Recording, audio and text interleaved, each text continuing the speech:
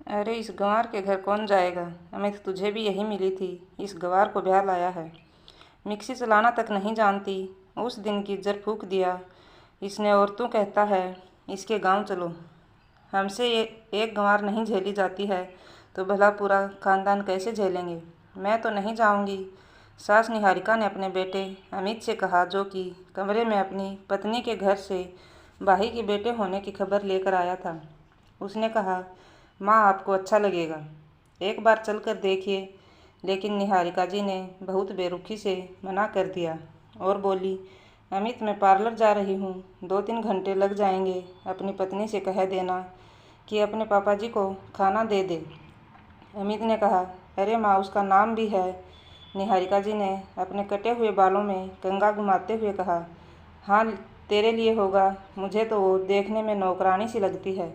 उससे अच्छी सज धज कर तो हमारी कामवाली आती है। अमित को यह सुनकर बहुत तेज गुस्सा आया। निहारिका जी निकल चुकी थी और उनकी ये सारी बातें पर्दे के पीछे खड़ी उनकी बहू राधा ने सुन ली थी। वो चुपचाप किचन में चली गई। अमित उसके पास ये सब बताने न जा सका। भला किस मुंह से कहता कि उसकी माँ उसके लिए इतने घटिया शब्द बोलती है। राधा किचन में खड़ी रो रही थी। उसे वो 6 महीने पहले वाले पल याद आ रहे थे जब अमित उसके गांव में अपने प्रोजेक्ट के लिए आया था। अमित एक कंस्ट्रक्शन कंपनी में इंजीनियर था और एक कंस्ट्रक्शन के काम के लिए इस गांव में आया था जहां राधा रहती थी। अमित को गांव में एक कमरा रहने के लिए चाहिए था और वो इधर उधर घूम कर कमरा तलाश रहा था। गांव के एक मजदूर ने उसे राजावत सिंह के घर का पता बताया, जिनके घर में एक हिस्सा खाली पड़ा था। अमित अकेला था, इस कारण गांव में कोई कमरा देने को तैयार नहीं था। 2 दिन से वो टेंट में रात गुजार रहा था। अमित राजावत सिंह के घर जा पहुंचा और बाहर बनी बैठक में बैठ गया। किसी ने अंदर जाकर राजावत सिंह को खबर कर दी थी। वो नाश्ता कर रहे थे और परदेसी को बैठाने के लिए कह दिया था। अमित ने आधा घंटा इंतज़ार किया। इतनी देर में एक लड़का एक बड़ा गिलास लस्सी और एक प्लेट में मावे के पेड़े उसके सामने रख कर चला गया। अमित ने झिझकते हुए पहले इधर उधर देखा कि कोई देख तो नहीं रहा। फिर उसने लस्सी का गिलास उठाकर मुंह से लगा लिया। अमित बोल उठा, अरे वाह, ऐसी लस्सी तो मैंने कभी नहीं पी। खाने के लिए पेड़ा उठा ही रहा था कि उसे किसी के हंसने की आवाज़ आई। उसने दरवाजे पर देखा तो पीला दुपट्टा लहराता दिखाई दिया। वो उठकर देखने चला तो वहाँ कोई नहीं था। कुछ देर राजावत सिंह वहाँ आ पहुँचे। गांव के अच्छे रसूख वाले व्यक्ति थे और सारा गांव उनका सम्मान करता था। वो पढ़े लिखे लोगों को बहुत सम्मान करते थे। अमित इंजीनियर था तो खुशी से मिलने आ गए। बैठते हुए कहा, बताइए इंजीनियर साहब, क्या सेवा कर सकते हैं आपकी। अमित ने कहा, अरे नहीं नहीं, कोई सेवा नहीं। उन्होंने फिर से कहा, सेवा नहीं तो फिर क्या काम आन पड़ा। अमित ने झिझकते हुए कहा, मुझे रहने के लिए एक कमरा चाहिए। गांव तक आने वाली सड़क को हाईवे से जोड़ा जाएगा, जिससे गांव के लोगों का समय शहर जाने में कम लगेगा। 6 महीने का प्रोजेक्ट है, तब तक टेंट में तो नहीं रह सकता। राजावत जी ने कहा, सही बात है इंजीनियर साहब, आप इतने पढ़े लिखे कोई मज़दूर थोड़े हैं जो टेंट में रह लेंगे। अमित ने कहा, आसपास कोई कमरा मिल जाता तो। अमित कहकर बीच में ही रुक गया था। राजावत जी ने आवाज़ लगाई, अरे ज़रा हुक्का बनवाओ। फिर अमित से कहा, इंजीनियर साहब, कमरा तो हमारे ही घर में खाली है और हम दे भी देंगे, मगर बहू बेटियों वाला घर है तो ज़रा ध्यान से। अमित ने कहा, आप चिंता मत कीजिए, मैं ध्यान रखूँगा। राजावत जी ने उठकर अमित को अंदर ले जाकर कमरा दिखाया और कहा, खाने वाने की चिंता मत कीजिएगा, सब इधर ही मिल जाएगा। हमें भी आपकी सेवा का मौका मिल जाएगा। कमरा काफ़ी ठंडा था और अलमारी भी बनी थी। अमित ने कहा, मैं सामान लेकर शाम से ही आ जाता हूँ। अमित चला गया और शाम को आ गया। 7 बजे तक अमित आया और उसने अपना सामान रख दिया। जब तक राजावत सिंह ने कमरे में पंखा और बेड लगवा दिया था। साफ सफाई भी अच्छे से हो चुकी थी। कमरे के साथ ही बाहर बाथरूम बना हुआ था। अमित ने सामान रखा और बेड पर बैठकर देखने लगा। कमरे के आगे बड़ा सा आंगन था और दूर से ही घर का मेन गेट नज़र आता था। कमरे के बाईं ओर एक और बरामदा था जिसके चारों ओर कमरे बने थे, लेकिन वो इस घर का दूसरा हिस्सा था। अमित ने दरवाजे से खड़े होकर पूरे घर पर नज़र डाली और आंगन में लगे नीम के पेड़ पर पड़े झूले को देखा। सोचने लगा, ये किस के लिए होगा?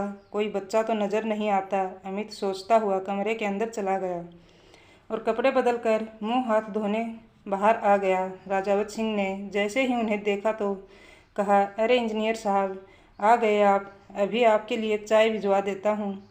अब से रोज़ चाय आ जाएगी। राजावत जी जा चुके थे और अमित अलमारी खोलकर उसमें कपड़े रखने लगा था। पीछे से कोई आहट हुई तो मुड़कर देखा, वही पीला दुपट्टा लहराता दिखाई दिया। पीछे से देखा तो एक लड़की भागती दिखाई दी। पीछे से लंबी चोटी के सिवा कुछ दिखाई ही न दिया। अमित उसके बारे में सोचता हुआ अंदर आ गया और चाय पीने लगा। चाय पीकर वो थकान के कारण चूर होकर सो गया। 1 घंटा सोने के बाद उसका फ़ोन बजा तो अमित की आंख खुल गई। अमित ने फ़ोन उठाकर कहा, हाँ मोम, बोलो। उधर से उसकी माँ निहारिका जी की आवाज़ आई, अरे बोलो, क्या होता है? माँ की याद ही नहीं आती है तुझे? अमित ने कहा, मोम, मैंने आपको फ़ोन किया था लेकिन आपने फ़ोन नहीं उठाया। निहारिका जी ने कहा, अरे हाँ, उस टाइम तो मैं अपनी फ्रेंड के साथ पार्लर में बैठी थी, मैनीक्योर करवा रही थी और फेस पर फेशियल हो रहा था, तो बात कैसे करती? अमित हंस दिया और बोला, मेरी फैशनेबल माँ, अब बहू लाने के दिन हैं और तुम खुद ही पार्लर के चक्कर काटती हो। निहारिका ने कहा, हाँ तो सास क्या पार्लर नहीं जाती? मैं तो अपनी ही तरह फैशनेबल बहू लेकर आऊँगी तेरे लिए। अमित ने झट से हंस कर कहा, मोम, मुझे तो सिंपल और प्यारी लड़की चाहिए।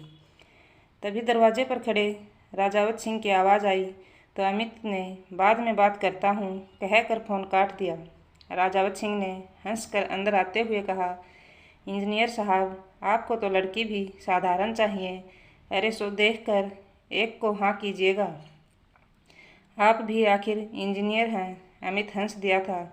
उसके बाद राजावत सिंह ने कहा, कुछ देर बाद खाना खाने आ जाइए, आज आपके लिए स्पेशल खाना बनवाया है। अमित कुछ देर में उस बरामदे की तरफ चला गया। राजावत सिंह उसे देखते ही अंदर ले गया और खाने की टेबल पर बैठा दिया। अंदर के ठाठ बाट देखकर अमित हैरान था। यह घर गांव का लग ही नहीं रहा था। आलीशान झूमर और शानदार पर्दों की सजावट, ऊपर से डाइनिंग टेबल। गांव में तो लोग नीचे बैठकर खाना खाते हैं। यही बात अमित के मुंह से निकल गई। उसने कहा, गांव में भी कितना कुछ बदल गया है। अब कोई नीचे चूल्हे के पास बैठकर नहीं खाता। कितना सुकून होता है उस खाने में। राजावत ने हंसते हुए कहा, अरे हम भी वहीं बैठकर खाते हैं। हमें तो लगा कि आप वहाँ कहाँ बैठ पाएंगे तो यहाँ खाने को मेज़ पर ले आए। सच कहें तो हमको भी ये अंग्रेजी चाल चलन पसंद नहीं, लेकिन आजकल दिखावे की दुनिया है ना, बस उसी के लिए रखी है ये मेज़। चलिए अंदर। राजावत जी अमित को लेकर किचन में चले गए, जहां आज गैस छोड़कर चूल्हे पर खाना बन रहा था। नीचे बैठने के लिए चटाई बिछा दी और सामने खाने के लिए चौकी पर थाली रखी थी। अमित खुशी से वहां बैठ गया। चूल्हे पर जो खाना बना रही थी उसकी ओर इशारा करके राजावत जी ने कहा, यह हमारी धर्मपत्नी है। तभी एक लड़की आई और उसने दोनों को थाली में खाना परोसना शुरू कर दिया। वही पीले सूट वाली लड़की। अमित उसे देखता ही रह गया। वो भी नज़र चुराकर अमित को देख रही थी। अमित अभी से ध्यान से देख रहा था, जिसे वो कब से सामने से देखना चाहता था। राजावत सिंह जी ने कहा, यह हमारी बहन है राधा। ये बीकॉम सेकेंड ईयर की पढ़ाई कर रही है, कंप्यूटर भी जानती है और बहुत गुणी और समझदार है मेरी बहन। अमित को इस लड़की में जिज्ञासा पैदा हो गई थी। वो अमित से डरती थी और अमित उसे देखना चाहता था।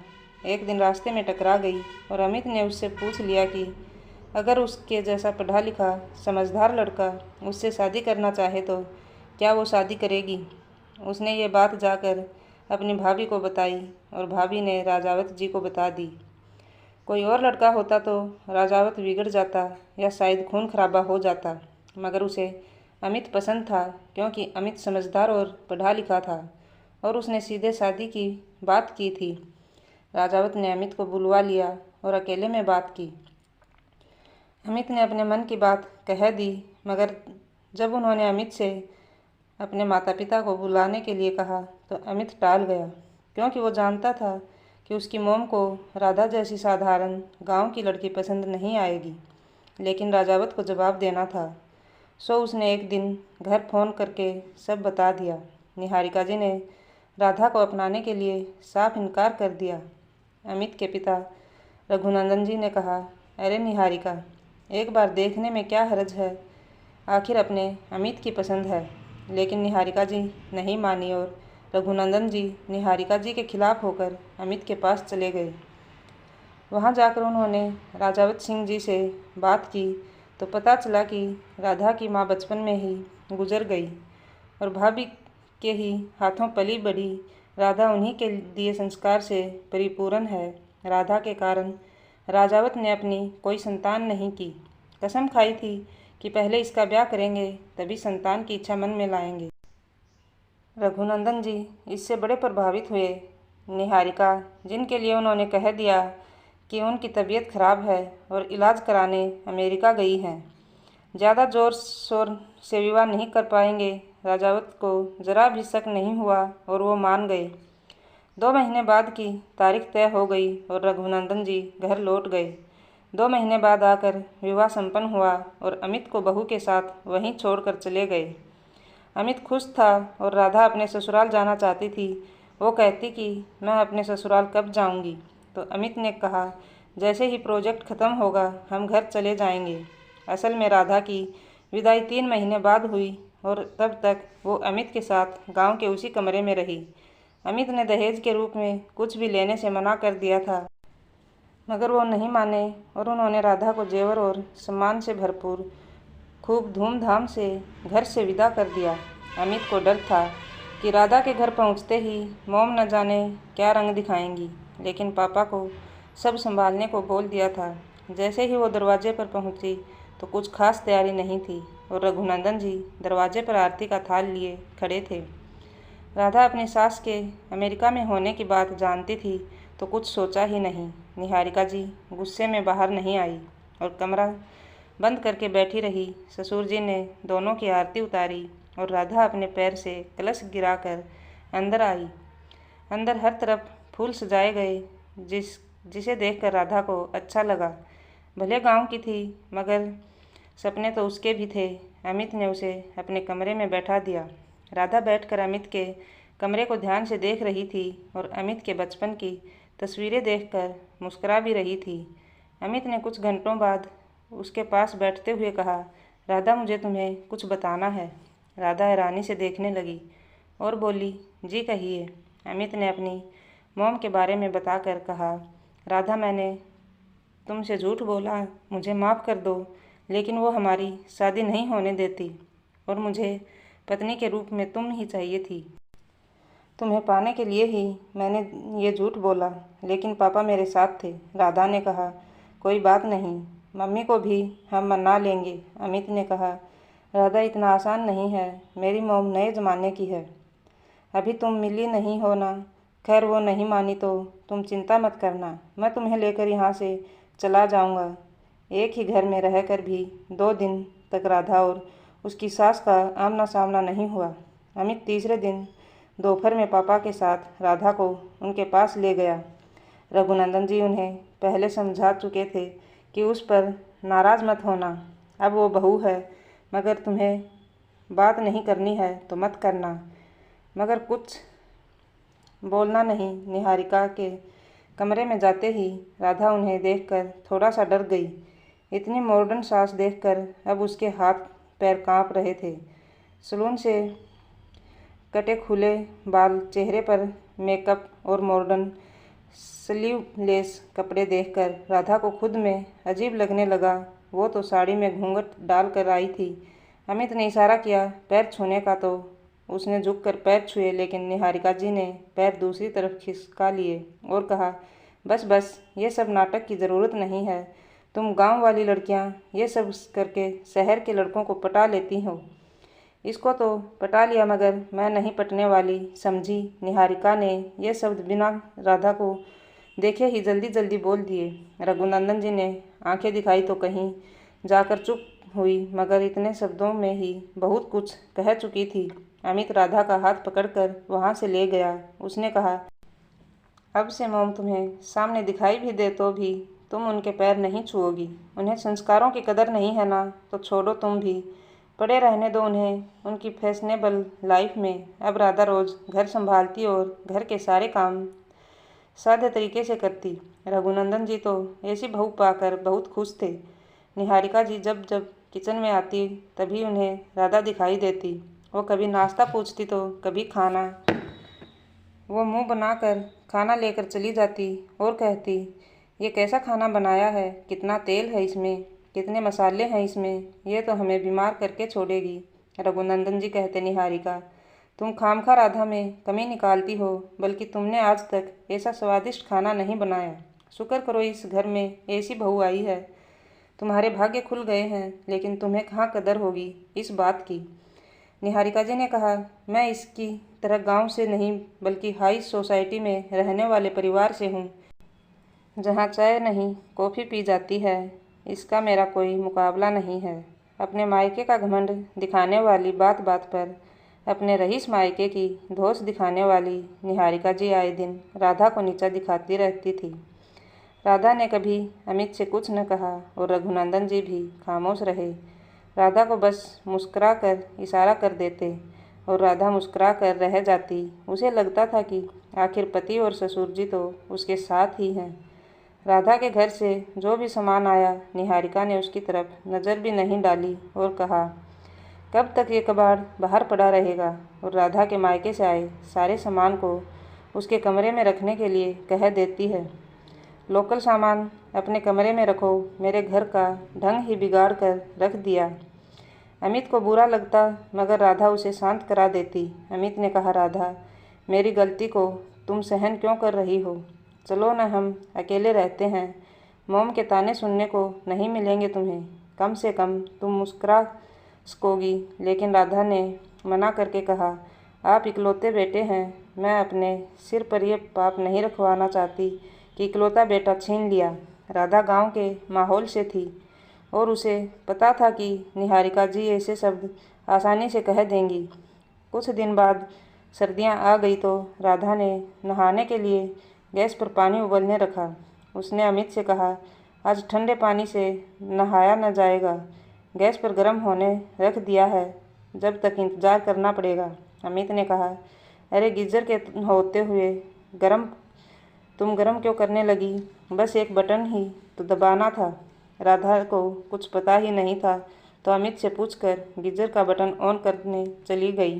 सास ने सुन लिया था तो उसने वही आकर कहा, तेरी औकात ही कहाँ गीजर के पानी में नहाने की, और जब चलाना नहीं आता तो चलाने क्यों आई। गांव की गंवार, तुझे गीजर का ही नहीं पता, दुनिया कहाँ से कहाँ चली गई है। अरे खूबसूरत होने से सब कुछ नहीं होता, दिमाग भी चाहिए, वो एक गंवार में कहाँ से आएगा। राधा को बहुत शर्मिंदगी हुई और अमित को इस बात का पता ही नहीं चला, न ही राधा ने उसे बताया। निहारिका जी बड़बड़ाती हुई अपने कमरे में चली गई। ये अमित भी किसको ले आया, किसी दिन सबके सामने हमारी बेइज्जती करवा देगी। राधा को घर में आने के बाद एक जिल्लत का सामना करना पड़ा। शुरू की बात थी जब अमित ने राधा से कहा, राधा मुझे ज़रा आरओ में से पानी लाकर दे दो। वो किचन में जाकर इधर उधर देखती रही। काफ़ी देर बाद अमित ने जाकर कहा, इधर उधर क्या देख रही हो राधा। राधा नज़र नीचे करके बोली, आरओ का पानी मुझे नहीं मालूम।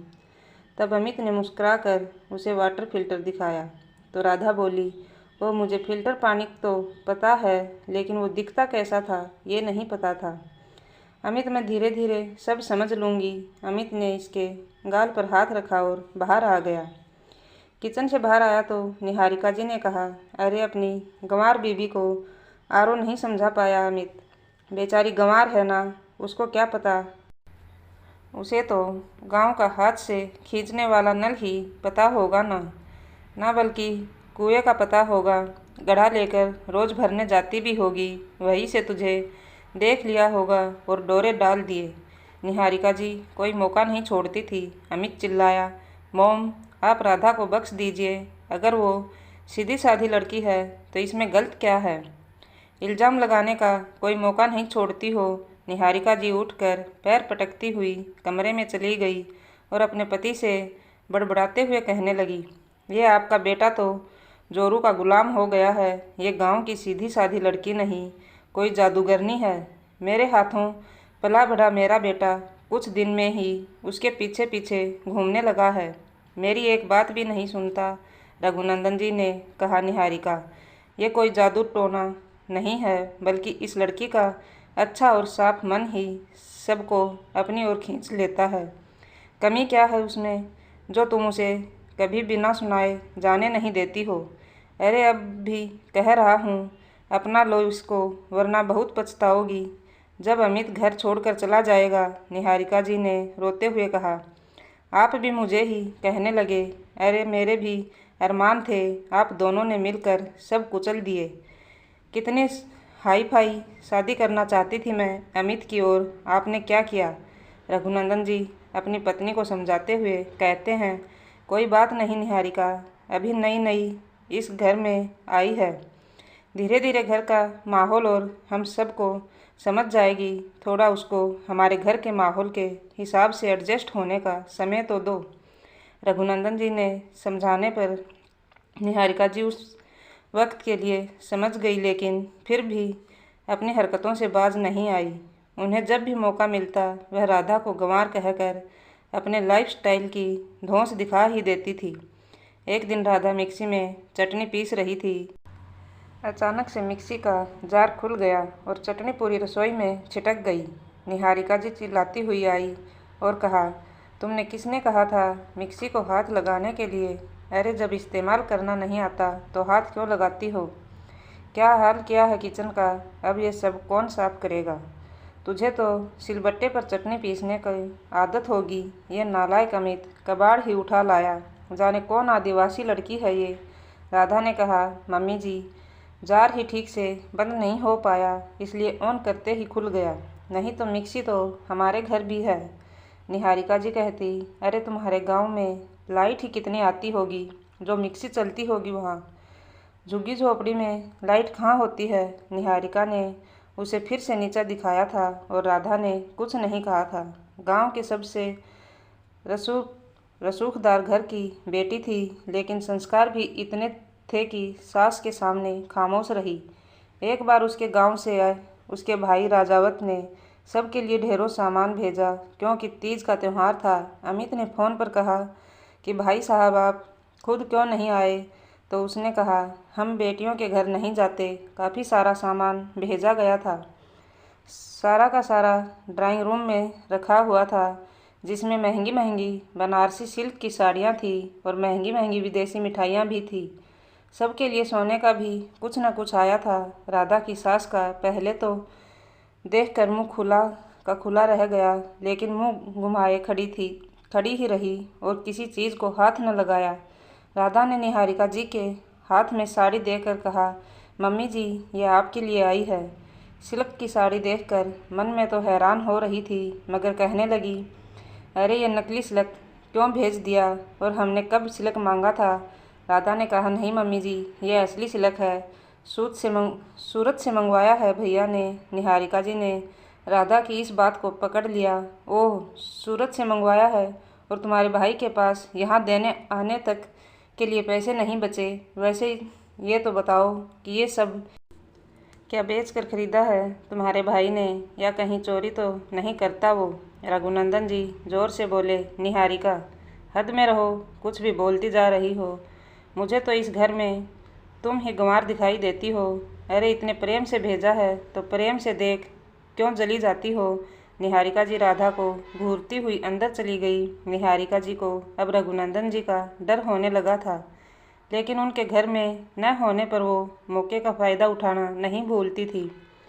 कुछ महीनों में करवा चौथ का त्यौहार आ गया और निहारिका जी ने रघुनंदन जी के साथ हमेशा की तरह काफ़ी सारी शॉपिंग की। बार बार पार्लर के चक्कर लगाती हुई निहारिका जी से रघुनंदन जी ने कहा, अरे निहारिका, तुम्हारी बहू का पहला त्यौहार है, इसको भी पार्लर ले जाओ साथ में। अमित सामने बैठा था, इस कारण वो कुछ बोली नहीं। अमित ने कहा, हाँ राधा, तुम भी पार्लर जाओ, देखें इस बार कौन सुंदर दिखता है, मोम या तुम।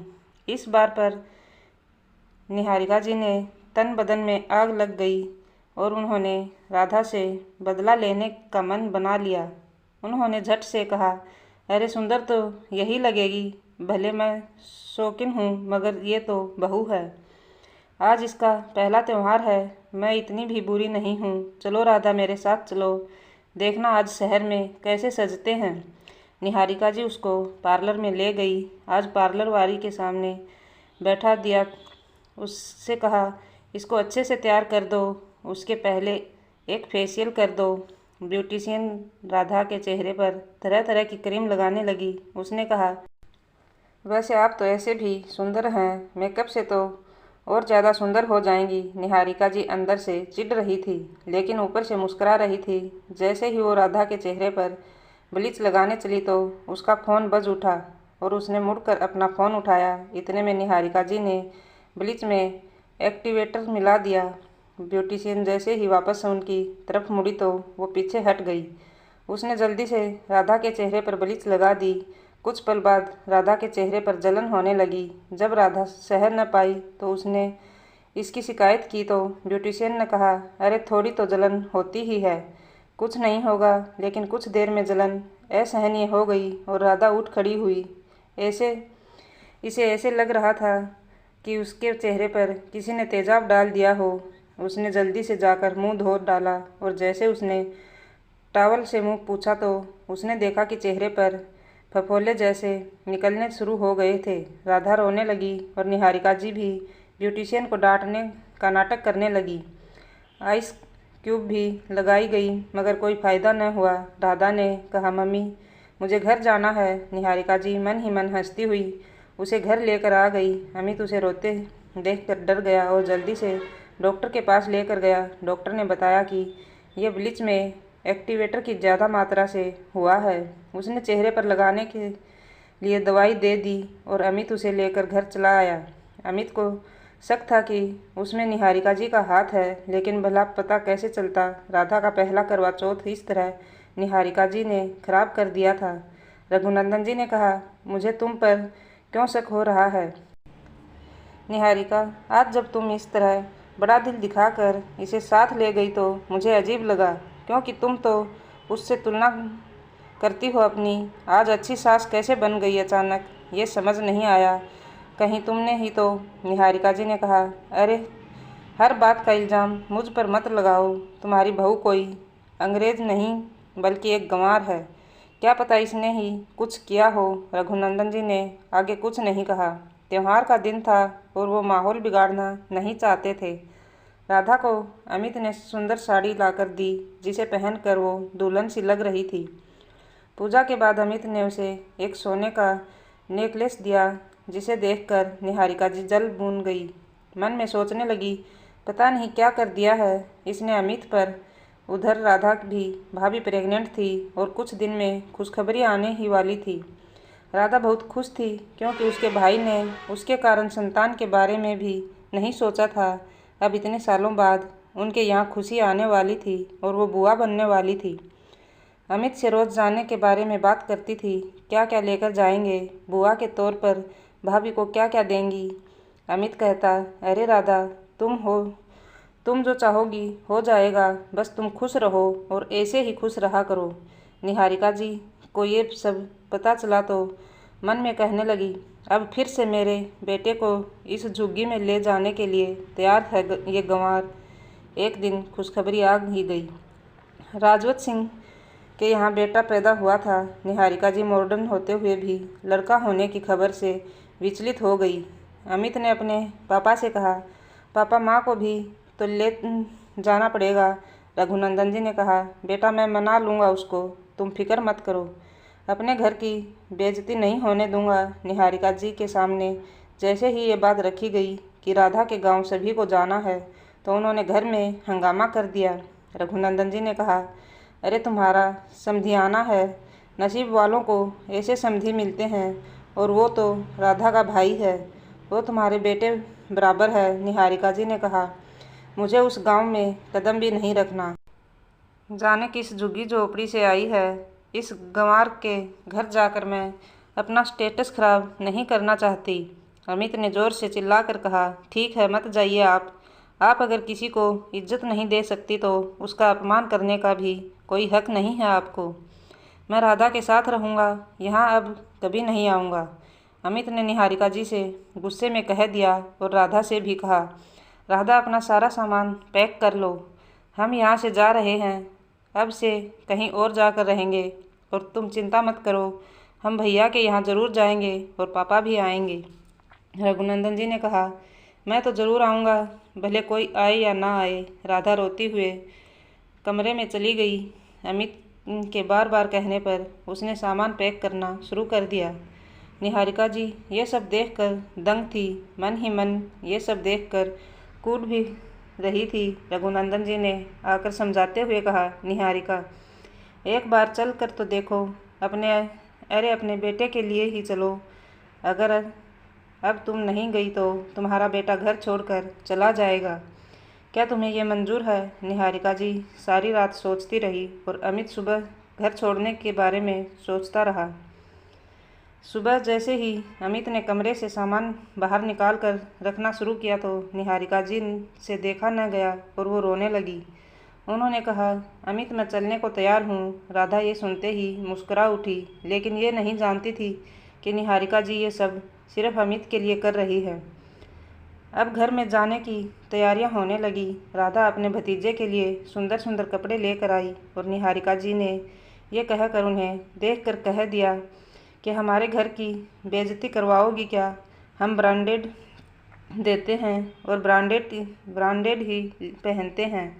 लेकिन अगले ही पल बोली, अरे मगर झुग्गी झोपड़ी वालों को ब्रांडेड का कहाँ पता होता है। चलो छोड़ो, उनके लिए यही सही है। बेकार में अपना खर्चा क्यों करना? पता नहीं मैं कैसे करूँगी। वहाँ तो टॉयलेट भी नहीं होगा और एसी भी नहीं होगी। अमित ने कहा, माँ, ऐसा कुछ नहीं है, आप जानती नहीं अभी राधा के घर को।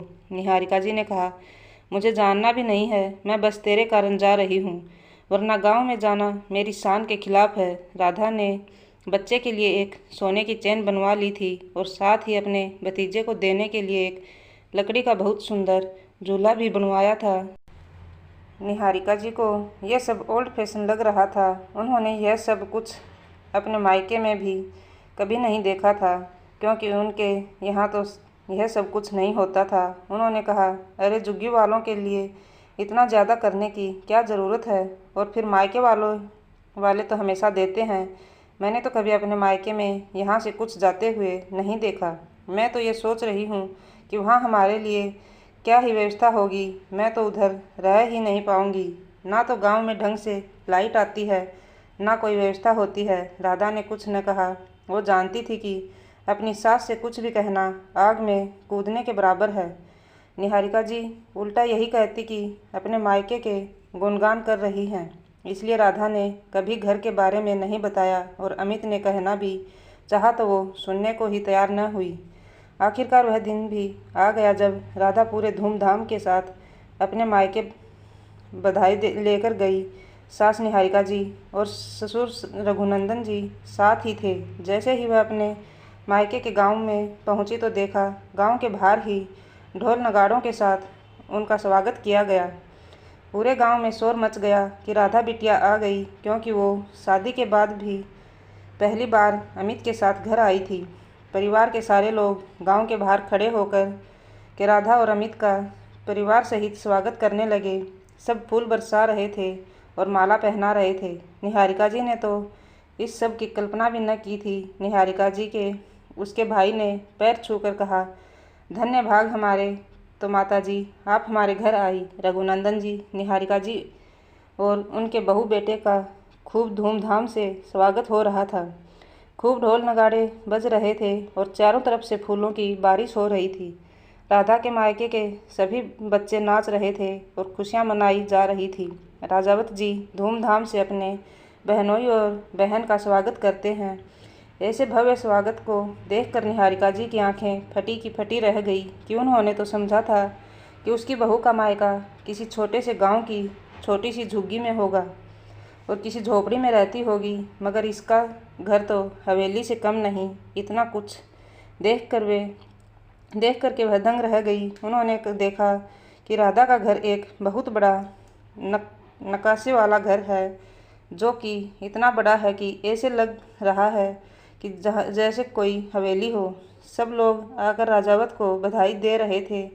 हर कोई उन्हें ही सलाम ठोक रहा था। निहारिका जी इतना भव्य स्वागत देखकर हैरत में थी। उन्होंने तो बहू को गरीब समझा था, मगर ये तो गांव की राजकुमारी निकली। पूरा गांव राधा को पलकों पर बैठा रहा था। राधा अपनी सास को मायके का घर दिखाने लगी और निहारिका जी तब सी उसके पीछे पीछे चलकर घर को देखने लगी। सारे कमरों में एसी लगा था। हर कमरे की छत में बढ़िया महंगे झूमर टंगे थे। नक्काशीदार डाइनिंग टेबल भी बाहर से मंगवाया गया लगता था। इतना शानदार घर देखकर कि निहारिका जी के होश उड़ चुके थे। उनका घर तो इसका आधा भी नहीं था, बल्कि एक छोटा सा फ्लैट ही तो था। इस घर में कितने सारे पंखे हैं, और उनके घर में तो मात्र 3 ही पंखे और 2 एसी थे। शहरों में तो ऐसा घर कभी भी देखने को नहीं मिलता था, और वैसे भी इतने बड़े घर शहर में होते ही नहीं हैं। ऐसे बड़े बड़े घर तो सिर्फ गांव में देखने को मिलते हैं। तभी राधा की मौसी आई और निहारिका जी को एक बॉक्स देकर बोली, ये आपके लिए है। निहारिका जी ने बॉक्स खोलकर नज़र डाली तो उसमें एक डायमंड सेट था, जो उन्होंने जीवन में भी कभी नहीं देखा था। उन्होंने कहा, अरे ये हम नहीं ले सकते, इतना बड़ा उपहार बिल्कुल नहीं ले सकते। तो मौसी ने कहा, इतना काबिल दूल्हा मिला है राधा बिटिया को, और राजावत को बेटा भी हुआ है, तो ऐसे में तो यह उपहार तो बहुत छोटा है। आप तो शादी में भी नहीं आई थी, इसलिए अब दे रहे हैं। प्यार का नजराना है, रख लीजिए। निहारिका जी को राधा की तरफ देखने में भी शर्मिंदगी हो रही थी। अब उन्हें समझ आ रहा था कि राधा ने कभी उन्हें जवाब क्यों नहीं दिए, और वो साड़ी भी असली सिल्क की ही रही होगी। निहारिका जी को अपने किए पर पछतावा हो रहा था। उन्हें लग रहा था कि जिसे गरीब होने के इतने ताने दिए, हम तो इसके आधे के बराबर भी नहीं हैं। इस लड़की राधा का दिल कितना बड़ा है कि इसने कभी कुछ नहीं कहा और हमेशा मेरा सम्मान करती रही। कभी इसने अपने मायके का घमंड नहीं दिखाया, लेकिन मैंने तो बात बात पर इसको अपने स्टेटस की धौंस दिखाई। अपनी बहू के मायके को देखकर आज उन्हें अपना मायका भी फीका लग रहा था। जिनके हाई स्टेटस की वो बातें किया करती थी और राधा को सुनाती रहती थी, अब निहारिका जी को बार बार वही बातें याद आ रही थी। जब उसने अपनी राधा को नीचा दिखाया था, झुग्गी झोपड़ी वाली कहा था और जादू टोना करने वाली कहा था, वो कितनी भी कोशिश करती, मगर इतनी अच्छी बहू अमित के लिए नहीं ला पाती। इसका उन्हें एहसास हो गया था। राधा ने 3 दिन में उन्हें अपने गांव में दूर तक फैली अपनी खेती जायदाद और बाग बागान दिखा दिए थे। निहारिका जी अंदर ही अंदर अब गलानी से भरती जा रही थी। उन्हें लग रहा था कि कब मौका मिले और वो राधा से अपने शब्दों के लिए माफ़ी मांगे। निहारिका जी का बदला स्वरूप देखकर राधा भी खुश थी। अमित ने इन 3 दिनों में निहारिका जी से कोई बात नहीं की। वैसे तो उसे अपनी मॉम से इतनी शांति की कोई उम्मीद ही नहीं थी, और वो भी उन्हें शांत देखकर हैरान था। अगले दिन घर वापसी थी और राजावत ने विदाई के समय फिर से अपनी बहन और ससुराल वालों को उपहारों से लाद दिया। निहारिका जी देखती रह गई कि किस प्रकार उनके भाई ने उनके बहू बेटे को पूरे सामान के साथ विदा कर खूब सारे उपहार दिए हैं। इसी भाई के लिए उन्होंने उसकी बहन से भिखारी शब्द कहा था, बल्कि राजावत की बराबरी तो निहारिका जी कर ही नहीं सकती थी। राधा तो घर के भतीजे के लिए इतना सब लेकर ही नहीं आई थी जितना यहाँ से लेकर जा रही थी।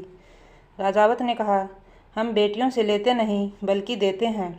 ये अपने भतीजे के लिए लाई तो सिर्फ आँखों पर, मगर अब मेरा भी तो फर्ज है अपनी बहन को देने का।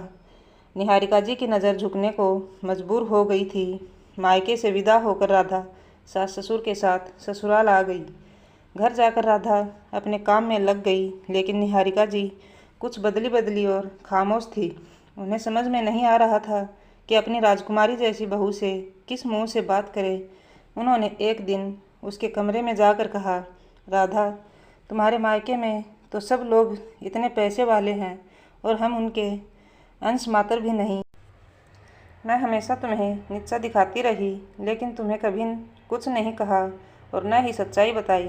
तुमने मुझे कभी क्यों नहीं जताया कि तुम इतने अच्छे परिवार से हो। ये तुम्हारे संस्कार थे कि तुमने नहीं कहा। लेकिन मैं काफ़ी शर्मिंदा हूँ। तुमको अपनी दबंगई दिखा करके मुझे अब बहुत बुरा लग रहा है।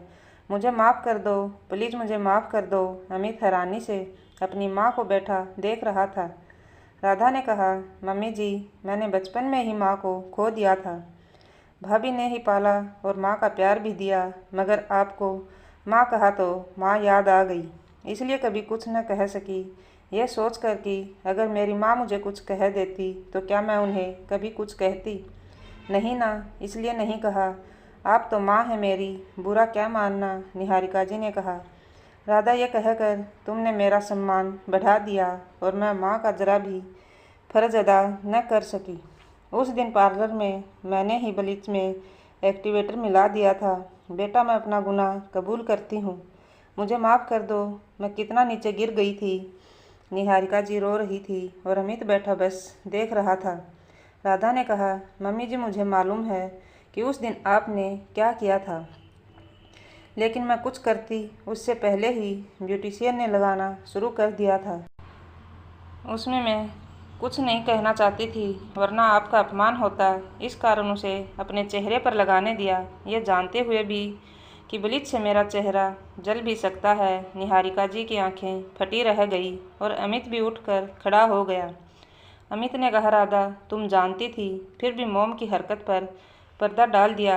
अगर तुम्हारा चेहरा और ख़राब हो जाता तो वो तो समय रहते तुमने धो लिया था।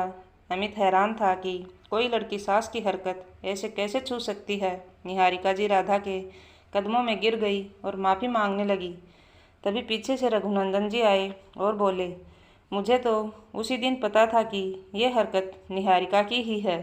राधा ने तुरंत कहा, पापा जी, मुझे तो अब मम्मी जी से कोई शिकायत नहीं है।